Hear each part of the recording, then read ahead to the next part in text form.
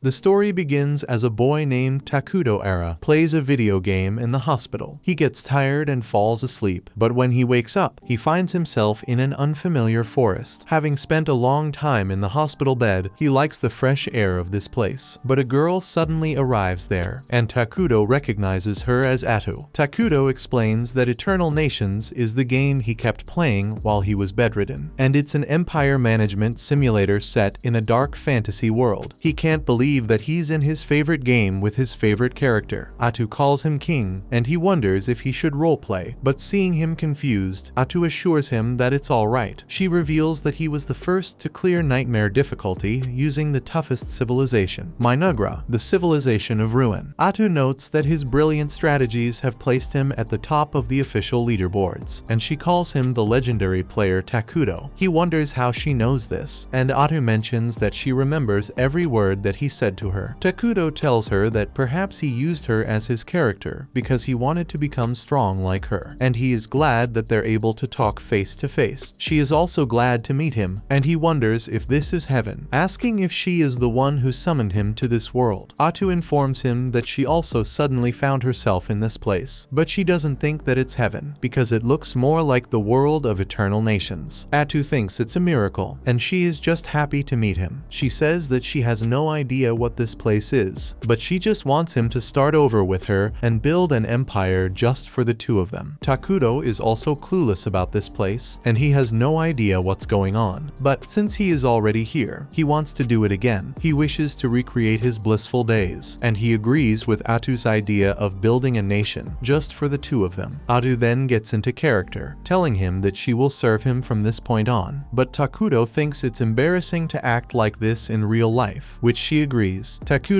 confidently declares her his only vassal and confidant, and he tells her that although everyone calls them the most evil empire, they specialize in internal affairs, so they both believe they should shut in. After that, Takudo summons a long-legged bug as a scout, using emergency production, but they both find it disgusting. He explains that Minagra is a peaceful civilization that governs over evil and ruin, so they need to act with that in mind. Atu realizes that it means they must avoid being detected early in the game, which Takudo agrees with. He commands the scout to gather information on the surrounding area, and she reminds it not to disappoint their king, so it immediately rushes out. Atu is glad to see that it listens to orders, and Takudo thinks that it's just like the game, stating that he can also see the scout's vision to some extent. Takudo reveals that they had a total of 200 MP, and he used 100 MP to summon the scout, while it will cost them 20 MP to set up their initial base. Atu thinks the emergency production is costly, and Takudo tells her that he wanted to summon a warrior, but he can't do that with their limited mana. She feels sorry because normally she would be confident in taking care of things in the fighting department, but since they are starting afresh, she is not strong enough right now. He states that she is from the hero unit, so she will grow stronger with time, but right now her level is only 3, and if a powerful enemy shows up, their empire will be destroyed. Takudo thinks the difficulty level is quite high, which worries him, but she asks him to cheer up. Meanwhile, the scout continues to check the surroundings, and Takudo gets a general idea of the area around him. He is surprised that there is nothing but trees out there, and Atu thinks trees are good for hiding, but she also finds it strange that there are no signs of wildlife. Takudo informs her that there is also no food here, so they will have to continue scouting for a while. Atu apologizes that she can't be of more help in this, and he mentions that it's fine, because it's already a huge help to have her by his side. She is extremely happy to hear it, and he is surprised to see this side of her, because he couldn't grasp her personality in the game. Takudo suddenly sees a dark elf settlement through the scout's vision, and he notices that they are all gathered not too far from their location. After learning about the presence of dark elves, Atu realizes they are really in the fantasy world, but it's a bit of relief as dark elves tend to be neutral, leaning a bit towards evil. Takudo wonders if this means that they are in the world of Eternal Nations, and he thinks that it would be bad if this were someone else's starting territory. He wants to avoid war right now, and he thinks that they should do their best to stay hidden for the time being. Takudo mentions that bordering another empire is the worst thing that can happen to them, but Atu tells him not to worry, stating that they can just run away in the worst case scenario. He agrees with her and mentions that their kingdom loves peace, so they should just just gather more intel on the area, and if things look bad, they can run away. As they are still celebrating their new strategy, they are disturbed by the sudden arrival of some dark elves there. The scene shifts to the past, where we see the same group of dark elves who met Takuto roaming around the forest in search of food. The group members tell their captain, Gia, that they should just leave the cursed lands, but he reminds them that they have no other option, since they were already driven out of their land and they have nowhere else to go. He doubts that the children can endure this any longer, and he is sure that there must be food somewhere around here, as there is a lot of vegetation in this place. One of his team members named Emily explains that the lands are a sea of trees stretching across the edge of Idaragia's uncharted territory, and ancient texts say that something evil is sealed in these lands, which doesn't allow life to prosper here. Gia thinks this is just a superstition, and he mentions that the trees here are really dense, and he is sure that they can find something to eat. Gia states that they shouldn't give up hope, believing that the spirits of their ancestors are going to show them the way to overcome this trial. He agrees that this forest is unsettling, but he doesn't have the option to turn back for the sake of his people. Just then, he comes across Takuto, and he notices he is surrounded by darkness, which scares him as he believes Takuto is dangerous and pure evil. Gia thinks one wrong move and his entire race will be wiped out, so he decides to kneel before him. He introduces himself as Captain Gia of the Dark Elves clan called Mazaram. He mentions that he can sense Takuto is a powerful and noble being, so he apologizes for trespassing on his lands. Atu is glad to see that they understand what it means to set foot here, and she wonders what made them break the taboo of coming there. Gia explains that their clan once resided in the central lands of Idaragia, but as he is blabbering about how he got there, Atu tells him that she doesn't have the time for this, asking him to cut to the chase and get straight to the point. He reveals that they were chased out of their lands, and they had nowhere else to go, so they came to this forest. Takuto asks them if they are hungry, which surprises Gia, but Atu tells him to answer, so he mentions that their persecution was so severe that they had to flee, leaving behind all their belongings. They ran out of food along the way, and they haven't eaten in days. He wonders why they have to endure cruelty like this, thinking that they have done nothing wrong and all they want is a safe place to live. Just then, Takuto summons some apples, and he tells them to eat, but it's the first time the elves are seeing apples, so Gia wonders if he should start eating immediately, but he thinks it might look offensive. However, he notices his teammates eating the fruits without any worries, and they seem to be enjoying it. Takuto gives them some pears as well, and Atu asks Gia to enjoy the food her master has given them, but Gia bows down, asking if he can take these fruits to the ones left behind, as there are children among them who haven't eaten for days. Takuto hears his plea and gives them more food, which shocks Atu as she doesn't like him wasting his powers like that. After seeing his kindness, Gia thinks about how the Dark Elves are a reviled race that fled from the light, and it was only through the mercy of the elves that they were even allowed to survive. They have endured so many difficulties, and they are forced to live in places untouched by light. He believes no one has ever reached out to them like this, and they all thank Takuto for his gift, thinking it all seems to be a miracle. Gia asks him who he is, but Takuto doesn't answer, and simply tells them that the food belongs to them now. Meanwhile, we see that the other Dark Elves are starving, clinging to the hope that Gia is going to bring them something to eat. Just then, Gia and his group arrive, and they can smell the delicious fruits, which they all happily share with each other. One of them asks Gia how he managed to get this much food, so he mentions that they just happened to run into it, not telling her about Takuto. At night, as everyone is sleeping, we see Gia standing guard, and the village chief named Molter joins him. He mentions that the fruits that Gia brought back were very special, and even in his long life, he has never seen fruits like those. Gia agrees, and the elder asks what really happened. So Gia explains that they met the being of legends in the forest. The one Emily mentioned was sealed away in the accursed lands. The elder is surprised that he met the King of Ruin, and Gia inquires if he has heard of him. So Molter notes that he knows a bit about about him from the old texts and folktales. It is said that when the world becomes overpopulated, the King of Ruin will appear, and he will destroy everything in existence, returning the world to a clean slate. No one knows if this is true, but also no one can guarantee that it's false. He asks if the being named himself, but Gia states that it never did. But it did look as terrifying as the name suggests. The elder wonders if he spoke with the king, and Gia tells him about Atu, who conveyed the king's words to them. The elder is not sure if what he met was the King of Ruin, but whatever it was, it doesn't look good for their future. Molter explains that now that he has eaten and replenished his mana, he can feel that something is not right in this forest. He asks Gia what he gave in return for the food, so Gia tells him that the being asked for nothing, which surprises the old man, since no evil thing in this world gives something without taking something in return. Gia says that they just answered some of his questions, and he believes the King of Ruin lent them a hand out of benevolence. The old man can't believe it, so Gia once again tells him that he believes the Great One pitied them and gave them aid, but it enrages Molter, since they only use the title of the Great One for those they respect. Gia believes Takudo deserves the title, since he saved their lives by offering those fruits, but Molter thinks he is under some sort of spell. However, Gia rejects the idea, reminding the old man of the king's blessings on them, which gave them the strength to argue. He asks Molter that under these circumstances, what was he supposed to do? And even Molter doesn't know the answer to this question, so he just tells Gia that he did well. He mentions that, since he is their tribe's chief, in the future, he will handle negotiations with the king, and he is sure his experience will prove useful. On the other hand, we see Atu scolding Takudo for wasting his mana for the Dark Elves, and he states that he just felt bad for them. She tells him that he can't waste his mana when they are just starting out as a civilization, but Takudo asks her to cheer up, stating that he will do whatever she wants. Atu mentions that she is not that angry for him to grant her such a pleasure, and he states that he simply can't do this without her. It melts her heart, and she forgets her anger, so she starts apologizing for her rudeness. Atu tells him to command her as he sees fit. Then Takudo remembers that he couldn't really talk well with the Dark Elves. She mentions how she thought he was role-playing as a powerful being and letting his vassals do all the talking. His eyes fill with tears as he realizes that he is just socially awkward, recalling that he didn't have many people to talk to in his previous world. Right then, the scout bug returns and tells Takudo that the elves are heading back to the area. Takudo is caught off guard by their return, but he figures it makes sense after all. He gave them more food than they could carry during their last visit. He assumes they're back to collect the rest. With neighboring cultures so different from his own, conflict feels inevitable. Takudo really just wants the elves to grab the food and leave. He could demand they stay out of the forest, but that would mean having to talk to someone besides Atu, and he's not eager for that. Atu notices that Takudo is clearly bothered by the situation, so she proposes a solution. She'll take over all the negotiations on his behalf. This way, Takudo can maintain the image of a respectable king, rather than revealing his awkwardness. He thinks the idea sounds great, but hesitantly asks if it's really alright for her to handle everything. Atu reassures him that she's more than happy to help, and has no issue being his voice. A short time later, Molter and Gia arrive and kneel before Takudo. Molter introduces himself as the leader of the Dark Elf tribe and expresses his sincere thanks to Takudo for supplying his people with the much-needed food. He asks for the name of their savior so he can offer proper gratitude. After a quick glance to get Takudo's confirmation, Atu proudly declares that they stand before the King of Ruin. Takudo era. Gia is shocked to discover that Takudo is truly the legendary King of Ruin, but they must remain polite. Molter expresses gratitude once more for Takudo's generosity. Takudo, relieved that the discussions have proceeded smoothly, sees no reason for tension with the elves. Atu, however, urges them to take the supplies and leave immediately. Gia and Molter are both taken aback. They had assumed the King of Ruin would demand a steep price for his help, so they hesitantly ask Atu if they're truly allowed to leave without giving anything in return. Atu points out that they have nothing worthwhile to offer anyway. Molter is uneasy about leaving the debt unsettled. Dealing with someone as powerful as the King of Ruin, the consequences could be dire, perhaps even their souls, but he keeps that fear to himself. Sensing the sudden rise in tension, Takuto pulls Atu aside for a private chat. Atu is clearly frustrated by how unyielding Molter is being, and she's convinced that if the elves are left to their own devices, they'll eventually become a problem. With that in mind, she bluntly suggests they eliminate all of them. But Takuto's real intention was to form a relationship that benefits both sides. He realized that Molter felt uneasy accepting help without giving anything in return, especially from someone with a title like the King of Ruin. So, Takuto proposes that they ask for a fair form of compensation to put Molter at ease. Atu agrees that it's a smart move and delivers Takuto's message to the elves. Molter visibly relaxes, though Atu is still trying to decide what kind of payment they should request. She looks to Takuto for guidance, and he suggests she inquire about the world beyond the forest. Following his lead, Atu informs Molter that in exchange for their aid, he must share his knowledge of the outside world with Takuto. Molter agrees, but Atu makes it clear that once he fulfills this request, he and his group must depart the forest without delay. However, this would leave the elves homeless once more. Molter pleads with Takuto to let them remain in the forest, but Atu swiftly shuts him down, warning that if he values his life, he must never reveal Takuto's existence. Gia opens his mouth to argue, knowing the dark elves won't survive if exiled, but Molter stops him, unwilling to provoke Takuto's wrath. As Gia and Molter are leaving, Takuto hesitates. Watching them go, he questions whether this is truly fair. He never wanted to cause the elves hardship. Then, he has an idea. Before they can disappear, he calls after them with an unexpected offer. He asks if they're willing to become citizens of his nation. The elves are so shocked by the proposal that they're left speechless. Even Atu is caught off guard and quickly pulls Takuto aside for another private chat, asking why he would say something like that. Takuto explains that he was considering bringing the dark elves into their fold through the refugee system. Once he puts it that way, Atu starts to see the logic and admits it might actually be a solid plan. Dark elves aren't naturally aligned with good or evil, so they wouldn't clash with Takuto's evil-leaning kingdom. On top of that, in the game, the main population of Minagra consisted of homunculi, so Takuto turns to Atu and asks if she truly wants to live in a kingdom where those are the only beings around. Now that Atu supports the idea, she addresses Molter and Gia directly. If they swear loyalty to Minagra, they'll gain Takuto's protection. Molter asks for clarification. She states plainly that aligning with Minagra means the dark elves will henceforth be branded as evil. The choice to join Minagra is entirely theirs, but Atu assures them that if they do, it will at least be an interesting experience. Sometime later, Takuto and Atu head to the dark elf camp. As the elves have finally reached a decision, Atu is slightly annoyed that it took them so long, but Takuto isn't surprised after all. Atu had warned them that joining Minagra would mean being seen as evil. Eventually, they reach the dark elf camp, and as soon as they arrive, Molter declares to everyone that their new king has come. The elves immediately kneel and make way for Takuto as he approaches the throne they've prepared for him. Some of them are visibly frightened upon seeing him for the first time, while others look thrilled. However, those who get too close are quickly overwhelmed and faint from the intense dark energy radiating off of him. Gia quickly warns everyone not to look directly at Takuto, fearing he might take it as a sign of disrespect, but Takuto himself isn't bothered by it. After he takes his place on the throne and the dark elves are assembled, Takuto formally announces that, starting today, everyone present is now a citizen of Minagra. And just like that, the dark elves become his people. Gia had honestly expected something more dramatic, especially since Atu mentioned they would turn evil. Suddenly, a surge of intense hatred floods into his body as he remembers all the wrongs done to him and his people. The same thing happens to the rest of the dark elf tribe. As the painful memories of their persecution resurface, a sense of relief and hope washes over them. They're genuinely grateful and excited to have someone like Takuto on their side. A few days pass in the newly founded kingdom of Minagra, but things are going terribly for Takuto. As he examines the map Molter gave him, he grows increasingly irritated. This has to be the worst starting point. Noticing his frustration, Atu asks him what's bothering him. He points at the map and describes how, north of the forest, lies the holy kingdom of Qualia, Gia, devoted to the god Arlos, and the elven realm of Elna, which reveres nature, both strongly aligned with good. If either discovered the existence of the evil nation of Minegra, Takuto and Atu would be doomed. They'd stand no chance in a direct battle against such formidable nations. To make things even harder, this cursed forest has no usable resources at all, making the situation brutally unfair. However, they now have the Dark Elves on their side, which should help compensate for the kingdom's current shortcomings. Just then, Atu notices the elves approaching, and her expression brightens, likely because they're bringing important news. A short while later, Molter and Gia show up, this time bringing Emily along. Gia explains that Emily is incredibly smart and knowledgeable about the cultures of foreign nations, so he's confident she'll be a valuable asset for Takuto's plans. Takuto appreciates the extra support, but he quickly notices how nervous they all seem around him, so he has Atu reassure them that there's no need to be so formal. Moving forward, Atu lets them know that Takuto has made some decisions about how Minagra will be run. Starting today, Molter and Gia will be assigned to important roles. Molter will be in charge of managing the nation's affairs, and according to what Atu has heard, he's capable of using magic, so she's counting on him to deliver. Gia will be named the supreme military commander of Minagra's forces, with complete command over all troops. Deeply honored, he vows to mercilessly crush anyone who opposes Takuto without hesitation. Takuto is slightly unnerved by Gia's intense demeanor and has Atu clarify that he favors peace, ordering them to avoid unnecessary aggression unless provoked. Atu dismisses everyone for now, instructing them to rest up before they start building shelters in the forest. Molter thanks her for the thought and tries to boost his image by claiming that his expertise makes him far more valuable than a simple warrior like Gia, but Gia immediately fires back, arguing that an old man like Molter won't be much help with building anything anyway. Atu ignores their argument, sensing their enthusiasm to get to work. She turns to Takuto and asks if they should begin construction right away. He agrees, suggesting they start gathering materials, but carefully, without harming the forest. Atu approves of the idea and checks with Molter, who confirms it's feasible as long as they build the houses primarily from the larger trees. Takuto is glad to hear it's possible, so he tells them to get started as soon as they can, but reminds them to reforest as they go. The three are ready to begin, but they pause. They don't know what Takuto means by reforesting. Takuto is taken aback by this, surprised they're unfamiliar with the concept, especially since, based on what he's heard, the people of this world should have already unlocked the fortress building. Atu asks if they're at least familiar with military magic or the 6 great elements, but Molter admits he's only ever heard of 4 great elements. Emily adds that it's unlikely anyone from the other nations would know about military magic anyway. This leads Takuto and Atu to conclude that the people of this world are much less advanced than they expected. The Dark Elves' magic technology, in particular, falls far short of Takuto's standards. Still, if the rest of the world is on the same level, Takuto believes they won't have too much trouble catching up. Atu explains the concept of reforestation essentially. It means planting new trees to replace the ones that are cut down, helping to preserve the forest. However, since trees usually take decades to grow on their own, in this context, reforestation refers to a special method that uses magical elements to speed up the process. She claims it's a technique personally developed by Takuto. Of course, that's a complete lie, since Takuto didn't invent that. Emily gets really excited at the thought that Takuto holds such impressive knowledge. She wonders if he was the one behind the creation of the apples he shared with them. She also mentions that she planted some of the grape seeds and they've already started to sprout. She's thrilled to see how they'll turn out, but as soon as she brings up planting grape seeds, both Takuto and Atu fall completely silent, realizing they hadn't even thought about doing that themselves. In this world, fruits such as grapes and apples don't naturally exist, but Takuto managed to produce them using his emergency production skill. If his theory is correct, the ability isn't restricted to just creating food. To test this, he tries summoning a coin and it appears without issue, just as he hoped. This breakthrough means that as long as he has enough mana, he can generate anything from gunpowder to base metals, even oil, and it's clear just how insanely overpowered that makes him. The Holy Empire has received reports of a sinister force lurking in the forest. In response, the Holy holy saint is dispatched to investigate, accompanied by a cardinal and a small group of knights. While the knights have heard tales of the saint's extraordinary abilities, she appears to them as nothing more than a normal girl. But when they come across a horde of goblins, she proves why she's held in such high regard by the church. According to the teachings of the god Arlos, vile creatures like goblins are considered a blight that must be purged. With a single motion of her staff, she incinerates them in a surge of divine fire, reducing them to ashes. The knights are left speechless by what they've just seen. The cardinal then explains that Selena's power is one of the key reasons the Empire has managed to uphold peace with the elves and repel the darkness threatening Ideragia. It's this very power that has earned her the title of one of the 7 great saints of the continent. Selena asks the cardinal if there have been any updates regarding the ominous presence she sensed in the accursed lands. However, the cardinal explains that he can't just deploy paladins to that region. In their country, expressing concern about the south is seen as absurd, and without a compelling reason, the central church would never authorize such an investigation. Selena informs the cardinal that if he refuses to dispatch any paladins, she'll investigate the matter herself. However, the cardinal forbids her, explaining that as a saint, her actions could damage the church's reputation. Seeing her determination, he reluctantly agrees to send some of his own soldiers to look into the situation. As he walks away, he is clearly annoyed by Selena's stubbornness. Meanwhile, over in Minegra, the Dark Elves have been diligently pushing forward with the construction work, and at last, the throne room is finished. Takuto is thrilled. No more sleeping under the stars, and with this milestone, his nation moves one step closer to conquering the world. Just then, Takuto's administrators arrive for their scheduled domestic affairs meeting. They bring good news: they've completed the design for the new outfit he requested. This lifts Takuto's spirits even more, as he was growing tired of wearing his pajamas all the time. Atu and the others are pleased to see how much Takuto loves his new outfit. But there are more urgent issues to address. They need to begin their meeting. However, Takuto is a bit preoccupied, still admiring his fresh look. Seeing this, Atu suggests they go ahead and start the meeting without him. First up, Molter turns to Atu and asks what buildings they should focus on next, since, aside from the throne room, not much else has been built. They've already taken care of the groundwork, clearing the area and trimming nearby branches. So Atu advises that they begin with a food production facility, as ensuring everyone has enough to eat is their most urgent concern. Molter questions why they even need to worry about food when Takuto can just create it with his powers. But Atu explains that they can't depend on him forever. What if he's not around one day? Molter concedes that she has a point. With that settled, Atu says it's time to get started and pulls out a strange-looking tree. Molter is shocked by what he sees and asks Atu what it is. She explains that it's a flesh tree. The name alone is unsettling, but the reality is even more disturbing. It's a strange tree that produces meat with a flavor identical to human flesh. Atu explains that this is just the first phase of their food production plan. But Molter, Gia, and Emily all agree that most people won't be eager to eat something that tastes like human flesh. Atu reassures them that they'll find other food sources in the future. In the meantime, they need a place to store the tree's meat, so Emily volunteers to build a storage facility. Next on their list is research, since they need cutting-edge technology to make rapid progress. Molter asks what type of tech they should focus on, and Atu tells him that magic-based technology is the key, especially magic designed for military use. Ordinary magic enables a person to strike a dozen or so enemies at a time, something Molter can already do. However, military magic is far more powerful, allowing attacks on thousands simultaneously and even altering the battlefield for strategic advantage. Molter is astonished to discover such magic exists and is eager to master it. Determined, he declares that he will oversee the research himself. The final item on the agenda is military planning, and Gia quickly volunteers to begin assembling an army. However, Takuto stops him, explaining that he doesn't want to invest heavily in the military just yet. Armies don't generate resources, they only use them up, and currently, Minegra lacks the resources to support one. On top of that, even if they did manage to form an army, they're still far too weak to win any real battles, making the effort meaningless for now. Gia objects, arguing that in their current state, they lack the means to defend Takuto if he were targeted. Besides, both Molter and Gia still have bounties on them as former leaders of the Dark Elf tribe, making them potential targets for hunters at any moment. front. Given the situation, Takuto agrees that ignoring defense would be unwise, but he still doesn't want to pour resources into building an entire army. Instead, he decides to create a hero. Atu supports the plan, saying it's a smart move. While a hero may be expensive to produce, it's much more manageable to support one individual than to sustain an entire military force. Molter and Gia are puzzled by Atu's mention of a hero, so they ask her to clarify. She explains that in Minagra, there are multiple heroes who serve the king, each incredibly strong with unique abilities, though their eccentric personalities can make them difficult to handle. Summoning a hero requires meeting certain conditions, but given their current progress, it shouldn't be long before they can call one forth. Additionally, summoning a hero won't attract much attention, allowing Minagra to stay concealed while gaining more power. That takes care of the immediate domestic issues for now. The well-being of Minagra's citizens is a top priority for Takuto after all. Their happiness directly fuels his mana supply. Meanwhile, in the Empire, the paladin Lonius is deep in prayer inside the cathedral when his partner paladin Verdal approaches to speak with him. Lonius asks him to keep his voice down, reminding him that it's a place of worship. Verdal, however, is just trying to strike up a friendly conversation, since they've both been assigned to the same investigation. It's nearly time for them to head out, so Lonius stands up and notices his wedding ring, which he's wearing as a good luck charm, a sign that he has a family waiting for him back home. Verdal asks about them, and Lonius replies that he has a wife named Marcia and a daughter named Mina. However, he adds that his personal life isn't relevant to their mission, and he doesn't intend to discuss it further. Lonius had heard that Verdal was rough around the edges and lacking in manners, and those rumors turned out to be true. But despite that, he doesn't seem like a bad person. In fact, his abilities are impressive enough to earn him respect as a paladin. When Verdal starts grumbling about being stuck with what he sees as a pointless mission, Lonius reminds him that they're actually investigating one of Saint Selena's revelations, so it's a task that deserves their full attention. Even so, Verdal finds it odd that such an underwhelming team was put together for something as important as a saint's revelation. He and Lonius are the only actual paladins assigned to the mission. The rest are just mercenaries brought in to make up the numbers. Things aren't exactly looking promising, especially with the mission taking them into the southern forest. Still, Verdal's main concern is finishing the job quickly so he can return home as soon as possible. Back in Minagra, construction is progressing smoothly, and the settlement is finally beginning to resemble a real civilization. The Dark Elves no longer seem disturbed by the presence of the flesh trees. Takuto is thrilled, as witnessing everything firsthand is an entirely different experience from what he was used to when playing the game. Emily gives Takuto a tour and points toward the neighborhood, where most of the houses are built among the treetops. She explains that because she's been prioritizing food production, she hasn't been able to devote much effort to the dwellings. Still, the flesh trees are developing well, meaning the food storage facility will likely be finished shortly. Meanwhile, Molter has been working on his magical research over at the Magic Institute he created, and most of the citizens who are talented in magic have joined in on his research. In addition, they also discovered a spring nearby, so they now have a secured water source. And at last, this building will serve as the public office where Minagra's administrative meetings will take place. Emily had hoped to make it a bit more elegant, but this was the best she could manage given the limited resources. Takuto is impressed by the initiative she's taking. She's doing a great job, and he's also happy to see the Dark Elves, who were near death when he first met them, now looking healthy and full of life. Emily is a little nervous since she can't tell what Takuto is thinking, so she asks if he is pleased with her work so far, and Takuto tells her she has done a great job. He says he is glad to have her as one of his citizens, and hearing such high praise from Takuto is the best thing Emily could have asked for, and she's so happy that she breaks down in tears. After pulling herself together, Emily takes Takuto to see the flesh tree farm, which has been developing well thanks to all the farming tools he supplied. Still, she's creeped out by the flesh trees and quickly changes the subject, saying she wants to show him a water source she discovered. She leads Takuto and Atu into the forest, but strangely, the surroundings look different than they did before. When they finally reach the spring, Emily is shocked to find that the water has turned pitch black. Molter and Gia arrive shortly after, having heard that Emily planned to build an aqueduct near the spring, but now that the water looks the way it does, they assume it's no longer usable. Just as everyone everyone begins to lose hope, Atu speaks up and assures them that the water is still completely safe. She kneels down and takes a sip herself. The others are stunned that she would take such a bold risk, but she then urges them to take a deep breath. When they do,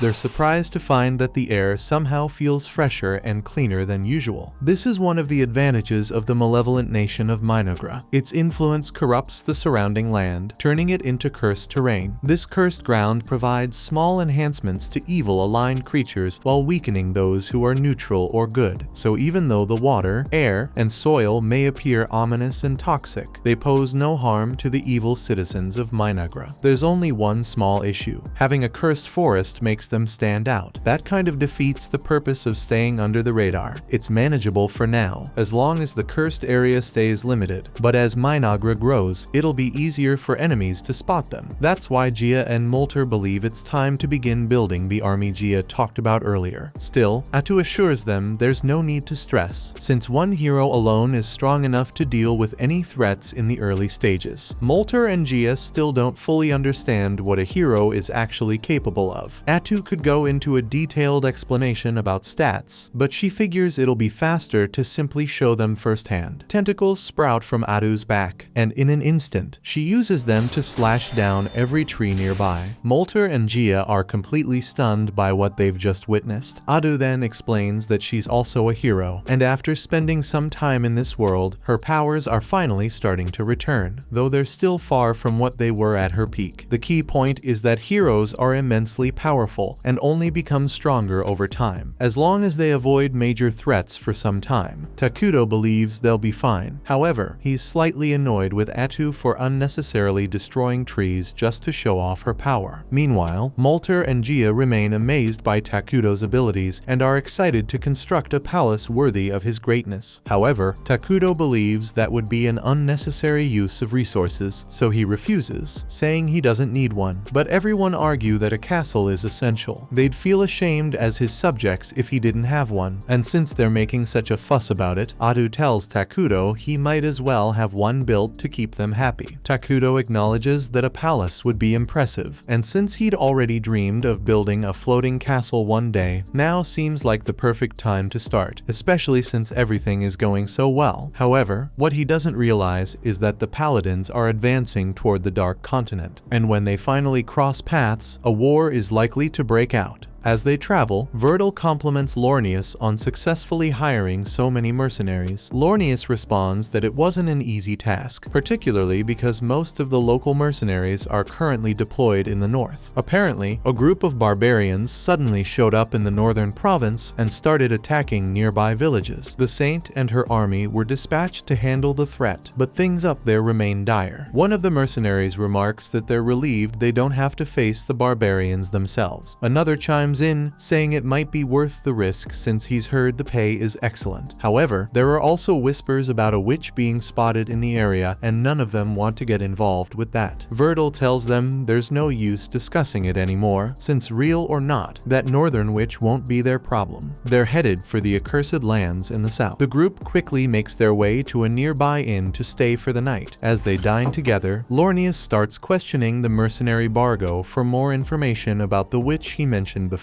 Bargo mentions that he only heard a rumor claiming a witch was behind all the chaos in the north. However, Lornius finds that idea ridiculous, arguing that there's no way one person could cause such destruction, especially with a saint already sent to handle the situation. Bargo admits it does seem unlikely and that he doesn't really believe it himself, but insists it's better to be cautious, since encountering a real witch would be extremely dangerous. Bargo finds it odd that the kingdom sent two holy knights so abruptly, particularly since they're headed to the accursed lands. He presses Virgil to reveal what exactly they're supposed to handle, because if it's anything like a witch, Bargo is quitting on the spot. Virgil didn't have any specifics about what awaited them in the forest, but he reassured Bargo that it couldn't be too serious. If he had to speculate, he'd say it was likely related to the recent influx of dark elves into the area. The kingdom probably just wanted them to ensure the elves weren't stirring up trouble. He's mistaken in thinking that that Lornius and Bargo completely trust him, as dark elves are widely regarded by the kingdom's people as deadly assassins and wielders of curses. Lornius is especially worried that if the dark elves are left unchecked, they could eventually become powerful enough to threaten the kingdom. Because of that, he wants to eliminate them. However, Verdal interrupts, reminding him that their mission is strictly for investigation. The moment things turn dangerous or violent, their orders are to retreat. Bargo feels relieved to see that Verdal is being reasonable, as he has no interest in taking part in a massacre. Lornius, on the other hand, can't understand why Verdal would pass up the chance to wipe out the Dark Elves. Verdal simply brings up Lornius' family, implying that he's not willing to throw himself into a deadly fight without a good reason, even if Lornius doesn't mind risking his life. The other mercenaries have families they hope to return to. That's why, unless it's absolutely necessary, Verdal refuses to endanger their lives. Lornius still isn't convinced the elves should be spared, but his desire to reunite with his family wins out. In the end, he chooses to follow orders. Meanwhile, Takuto gathers all his citizens in one place, insisting they witness something important. They look confused as he stands silently beside a heap of meat tree fruit, until he lifts his hand and channels mana into them. Everyone watches with anticipation, curious to see what will happen next. To their astonishment, the pile of fruit suddenly transforms into a scout bug right before their eyes. The group is left in awe. Takuto had essentially brought a new life form into existence with just a simple move. Atu then declares that this is only a glimpse of Takuto's true capabilities and urges everyone to continue dedicating themselves to him. A little while later, Takuto returns to his throne, feeling relieved that no one questioned him too much about how the scout bug was created, mainly because he doesn't really understand it himself. He and Atu are just following the steps from the game to make it happen, but seeing it unfold in real life, it's hard to wrap his head around the idea that just infusing a pile of fruit with mana could actually bring something to life. With the ability to safely produce soldiers now confirmed, Atu declares it's time for the next stage of their plan, forging a hero. The process will be slow, as Takuto must gather enough mana for the ritual, but once complete, their power will be nearly limitless. Atu can barely contain her excitement and eagerly asks Takuto which hero he'll summon first. Without hesitation, he chooses Isla, the queen of insects, because she offers the best advantages early on. Isla's presence alone strengthens all insect-type soldiers in the forest, turning even scout bugs into formidable fighters. But her true value lies in her versatility. She can spawn larva soldiers for both combat and construction, drastically accelerating Minagra's growth. Atu commends Takuto for his brilliant tactical choice. Beyond Isla's practical advantages, she's also the most stable among the available heroes. One is a power-hungry warmonger, and the other is a pyromaniac bent on global annihilation, neither of which Takuto wants to handle at this stage. Still, Takuto knows he'll have to summon those other two eventually. Their power is simply too great to ignore. He just hopes they won't stir up too much chaos when the time comes. After all, he'd much rather enjoy a quiet life in this world. Meanwhile, the Holy Knights encounter an enraged hill giant, and it's clear that handling the situation won't be simple. Lornius immediately orders the mercenaries to prepare for combat. But before the battle can start, Verdal steps forward and instructs everyone to hold back, insisting he'll take care of it alone. Lornius begins to protest, but Verdal assures him that it will be faster this way and they can't afford to waste any more time. Verdal approaches the giant and begins to recite an incantation. Lornius then informs the mercenaries that Verdal is using the secret art of qualia, a technique that channels divine energy into one's attacks through prayer. The giant tries to smash Verdal with its club, but Verdal effortlessly cuts the weapon in two. The strength granted by divine arts might have your physical abilities enhanced, but for elite holy knights like Verdal, it's comparable to the power of a lesser dragon. In other words, the giant never stood a chance. After Verdal has slain the giant, Lornius begins praising him for his immense power and says that with Verdal and their team, they can definitely complete their mission without any problem. However, doesn't look pleased and tells him that they can't be sure of anything yet. Back with Takuto, he is happily devouring a burger while Atu watches with mild concern. Ever since they arrived, he's been living off fast food, and though she has no intention of stopping him, she does suggest he should eat something healthier. But Takuto mentions that when he was hospitalized, he spent his last days eating healthier meals. Now, he just wants to enjoy delicious food now that he has the chance. Just then, he remembers that he has something important he wanted to discuss. Takuto asks Atu if she can summon Gia and Molter for a meeting after this. Atu agrees to do so, but she's curious as to what this meeting is about. So Takuto explains that thanks to the additional scout bug he got, he can now see more of the forest, so he wants to ask Gia and Molter for advice on how they should handle it. Atu asks Takuto if he's talking about the village near the forest, and he confirms it. His biggest concern is that, given how close it is, it's only a matter of time before they discover Minagra's existence. Thankfully, the village doesn't seem to be affiliated with the Holy Kingdom of Qualia, which likely makes them neutral, meaning there's a chance for peaceful negotiations. But if anyone else were to appear, it would spell trouble, since traveling this far would almost certainly mean they're here on a specific mission. Takuto reassures Atu that she doesn't need to stress after all. There's no sign anyone has discovered them yet. Atu teases him, saying that kind of talk always invites trouble, and Takuto laughs along. But his laughter dies abruptly when he notices that, in fact, people have appeared and worse. They seem to be a squad of armed soldiers. Takuto wants to avoid standing out too much, so he asks Atu to go deal with the soldiers. He also asks her to try being peaceful first, but if that doesn't work, then she's free to use as much violence as necessary. Just outside the forest, the knights prepare to make their way in, but before they can proceed, Verdal senses something unusual beyond the trees and quickly tells everyone to stop. Moments later, Atu steps out wearing a cloak, and both Verdal and Lornius are stunned. They never expected to encounter a young girl living deep within the Forbidden Woods. Verdal asks her to state who she is, and Atu claims to be a simple dark elf dwelling in the forest with her kin. Lornius, still harboring resentment toward dark elves, is about to say something hostile, but Verdal stops him and shifts the conversation. He explains to Atu that they're only here to explore the forest, and then asks if she would be willing to let them enter. Atu courteously refuses their request, explaining that the dark elves prefer not to have their new settlement disturbed without cause. Lornius takes offense, angered that a mere dark elf would reject a demand from holy servants of God. However, before he can respond further, Verdal snaps at him to keep his mouth shut before he makes things worse. Verdal tries to persuade Atu to grant them access